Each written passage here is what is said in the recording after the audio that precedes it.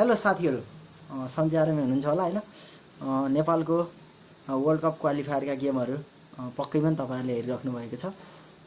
र हामी नेपालीहरूको लागि दीपावलीको पावन अवसरमा चाहिँ नेपाल टिम चाहिँ सुपर 6 मा प्रवेश पनि गरेको छ। त्यसको लागि हामी सबैलाई बधाई छ भन्दै आगामी दिनमा नेपालका खेलहरू चाहिँ निम्नलिखित रहेका छन्, जसमा चाहिँ पहिलो गेम चाहिँ नेपाल भर्सेस युएई को हुँदैछ, जुन भोलि हुँदैछ 12 अक्टोबर 4:15 बजेबाट चाहिँ सुरु हुनेछ र त्योसँग लगतै कतारसँग गेम हुँदैछ 13 अक्टोबरको, जुन 8:45 मा सुरु हुँदैछ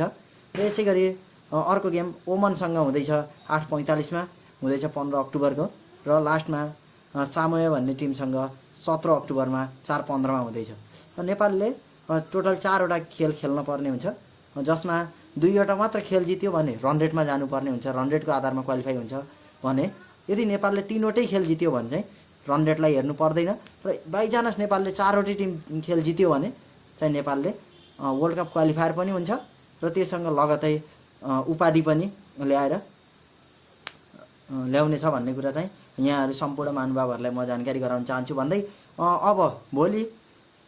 जुन गेम हुँदैछ युएई भर्सेस नेपाल, त्यसमा कसले जित्छ होला भनेर तपाईहरुले कमेन्ट गर्नु होला साथीहरू। मेरो विचारमा चाहिँ अहिलेको सुपर 6 हुँदैछ, जसमा 1 नम्बरमा पक्कै पनि नेपाल हुन्छ र 2 नम्बरमा क्वालिफाई युएई हुन्छ र 3 नम्बरमा चाहिँ ओमन क्वालिफाई हुन्छ भन्ने चाहिँ मेरो प्रेडिक्सन रहेको छ। तपाईहरुको प्रेडिक्सन के छ साथीहरू कमेन्टमा भनिदिनु होला। जय क्रिकेट, जय नेपाल।